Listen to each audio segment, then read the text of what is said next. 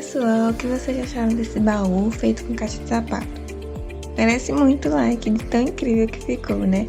E você pode colocar o presente que quiser para seu namorado ou sua namorada. E também faz uma cartinha, surpreenda seu amor.